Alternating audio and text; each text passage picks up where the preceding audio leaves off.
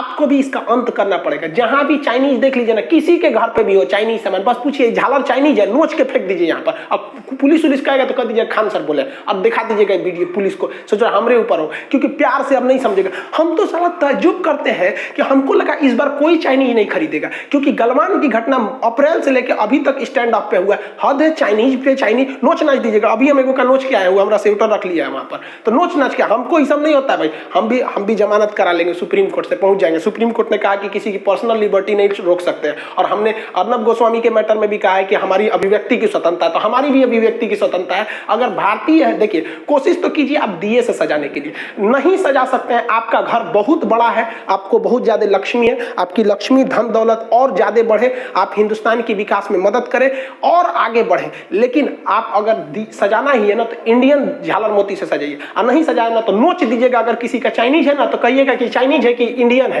कहेगा काहे पूछ रहा है तो कह दीजिएगा खान सर बोले, नोच दीजिएगा। कुछ हो ना आपके ऊपर पुलिस केस तो हमारा नाम थोप दीजिएगा, हम लड़ लेंगे केस यहाँ पे। अब प्यार से चाइनीज नहीं समझ में आएगा। छोटा सा यहाँ घुसते घुसते यार अक्साई चीन हमारा है, अरुणाचल प्रदेश हमारा है, उस पे से झालर मोती भी तुम्हारा है, मार देंगे, दो हाथ लतिया देंगे, होश में आ जाएंगे लोग यहाँ पर। आप लोग इसमें साथ रहिए, और जिसका जिसका देखिए ना कल उखाड़ दीजिए। न्यूज़पेपर पे आना चाहिए कि भारत की बिगड़ी हुई जनता, गलवान में चीन के घुसपैठ से तंग आकर जनता चाइनीज सामानों को नोच नाच के गिरा दिया। कौन जी कर लेंगे लोग यार, हम ही ना जाएंगे। आप लोग बच जाएंगे, बोल दीजिएगा कि खान सर को लेके जाओ, हम ही बोले हैं यहाँ पर, हम भड़का रहे हैं, जेल में जाएंगे तो चल जाएंगे, कोई दिक्कत नहीं है। लेकिन चाइनीज सामान का एंट्री और भी त्योहार के टाइम पे नहीं होने देंगे।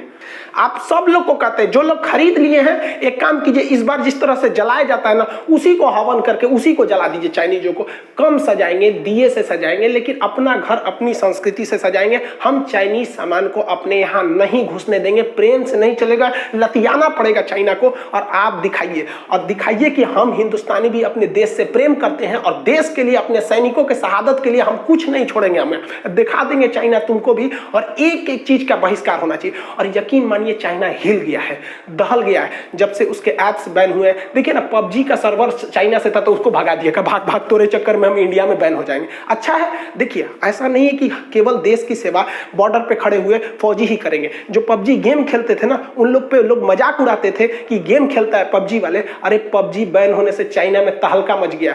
टिकटॉक वालों पे भले करते थे, लेकिन टिकटॉक की यूजर्स थे, उनके बैन होने से ना चाइना में भी तहलका मचा हुआ है। उनको भी समझ में आ गया है, अब वो आराम से बॉर्डर पे कर रहे हैं कि देखिए कुछ ढिलाई दे दीजिए भारत वाले, इतना भी मत अकड़िए, हम पीछे हट जाएंगे। अब समझ में आ रहा है हमारा पावर क्या होता है। तो बॉर्डर पे वहां करेंगे, हमारे कुम्हार दिए जलाएंगे, किसान खेत में उगाएंगे, और हम और आप जो कस्टमर है कसम खा लेंगे कि हिंदुस्तान का ही खरीदेंगे। और हिंदुस्तान की जो -23% जीडीपी है, इसको हम 5 साल के अंदर अंदर +23% जीडीपी लेके जाएंगे।